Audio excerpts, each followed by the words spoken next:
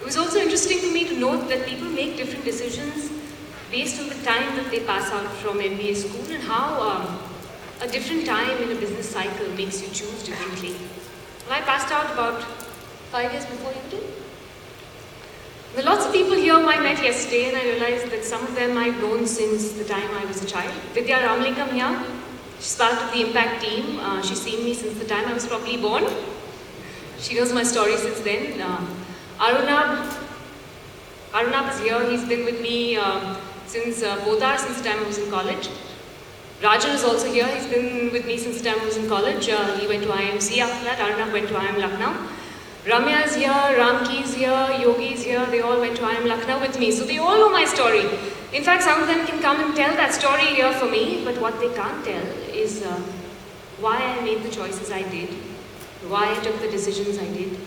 Only I can tell you that. I came from a middle class Tamil Brahmin family. Humble beginnings. Both parents professors. Let me tell you what Tamil Brahmin families are like. Quite a few here probably already know that. Well, children go to music class, dance class, Veda class. What other classes there are? Drawing class, Venkatesh?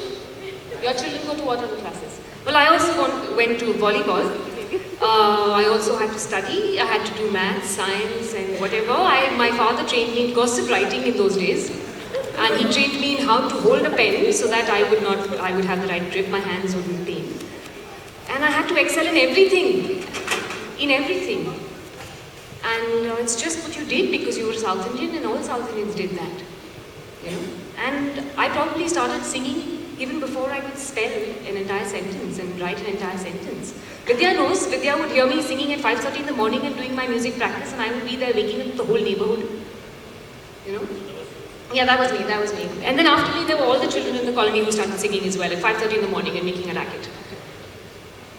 But music and me go back from the time I was a child. 4, 3, 5 maybe. And all through my school years, I excelled in music, excelled in dramatics, excelled in volleyball. I was a national level player. In music, I sang for All India Radio, I sang in Doordarshan. I was one of 4 children to represent the country in Japan in an international musical.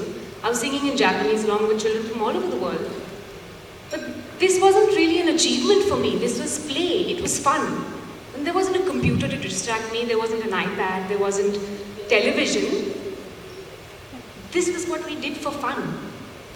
And this was what we did because this is the way I express myself. I was having a ball, literally. And eventually it became my refuge, my sanctuary. You know, music and the performing arts was like a key to a utopian world. It was that place, that door that I opened when I wanted to rest, when I wanted to be in a different world, away from the real world. And academics, of course, I mean, how can I forget that? Coming from a Tamil Brahmin family, academics had to be in the first 3 always in school. I mean, there's no doubt about that. I had to have that perfect academic record because eventually I had to have that stable job, you know?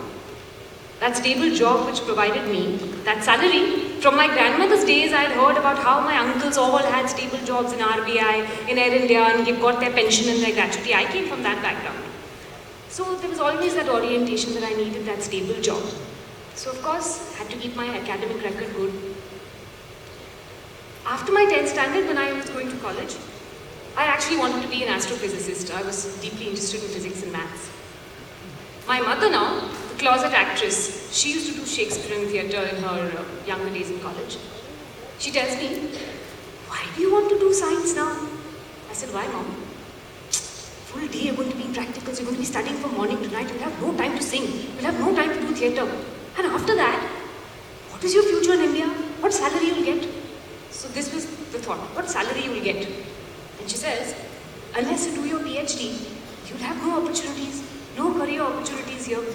You'll have to go to America. We don't have the funds to send you to America. So I said, point. So she says, why don't you pursue something else which will have better career opportunities? And simultaneously you can do music, you can do theatre. So I said, yeah, point. So then I decided to do commerce. Commerce seemed like a good opportunity, good alternative to do an MBA in the future. So then, astrophysics, kept teaching. What did I choose? Commerce. I went to R.A. Podar College. Rajan and Aruna both went from there. Was singing my way through college as well, but of course a little differently. I started singing professionally. I was doing theatre with Alec Padamsee in those days. He was a big influence on me in those days, because I here was a man who had achieved so much in the corporate world and also found the time to do theatre. And working with him made me feel like, yes, I can have a corporate life and at the same time indulge my passions. And in my course of working in professional theatre, I also used to sing professionally for advertising films and professionally for the movies. In those days, I lent my voice to several leading ladies as well.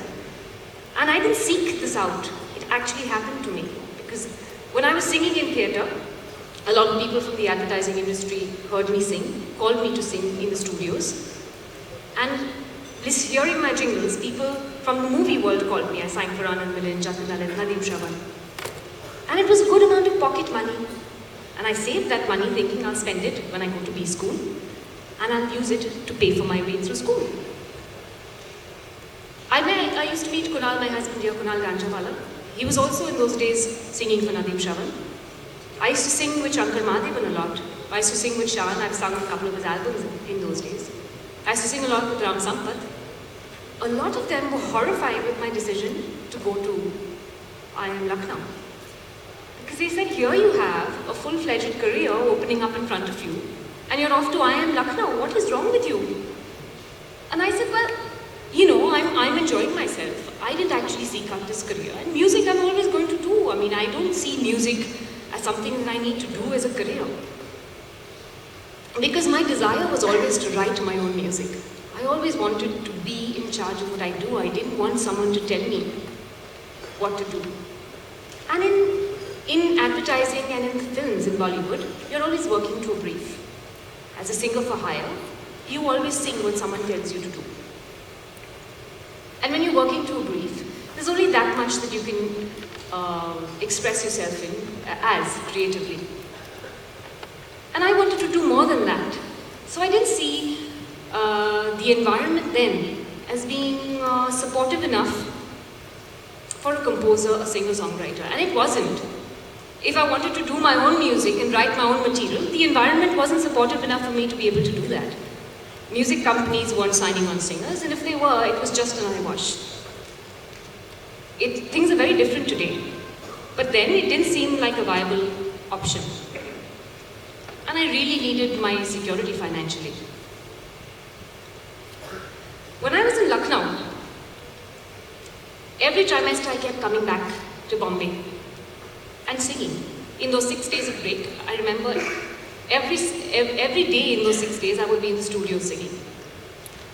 And in one of those breaks, when I was singing for Shaan's album, he sat me down and he said, "What are you doing, Gayatri?"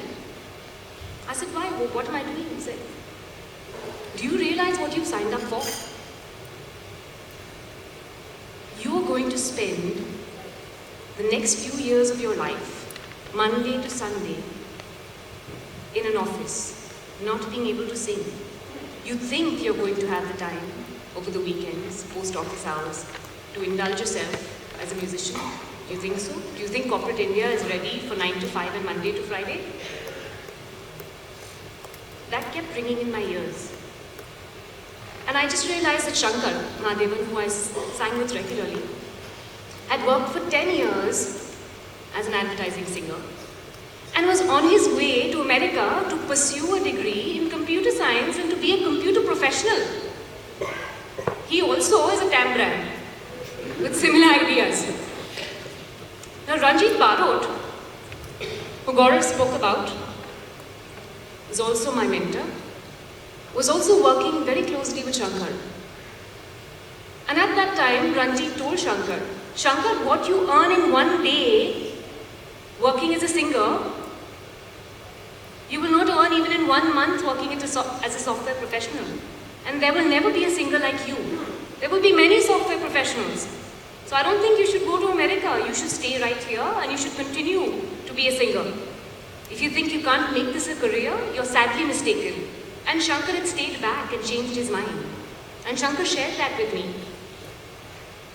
And what Shan said to me and what Shankar shared with me stayed with me when I came back to Lucknow on one of my breaks. And that's when I realized that I'd really not signed up for the right thing and I should not, I should finally deal with that fear that was in my heart. To make that choice to be free,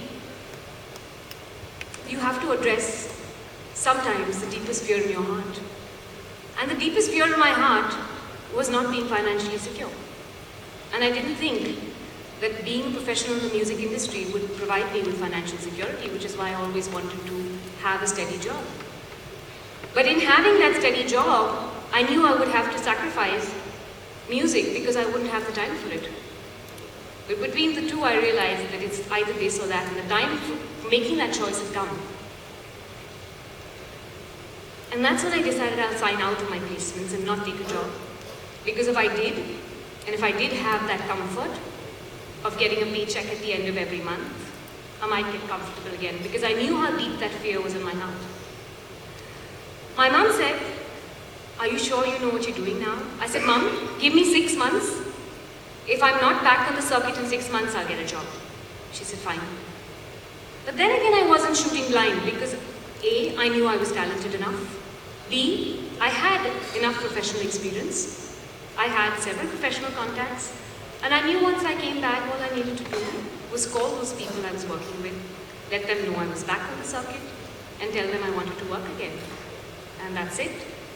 Within a month, like I'd imagined, I was back on the circuit, working again, and within 3 or 4 years, I probably had made more money than I might have in 15 years of my corporate life. And the opportunity came again. At the time, I was doing maximum amount of work in Bollywood when I did Black and when I did Salam Namaste. I had an opportunity to work in the Mecca of theatre on the West End, starring in the Far Pavilions. And at that time, I spoke to Mr. Sanjay Bansali, for whom I sang in Black. And I said, "Sanjay bhai, I've been offered this role. What do you think I should do?" He said, "Take it blindly. There's no two ways. Are you even thinking, Gayatri?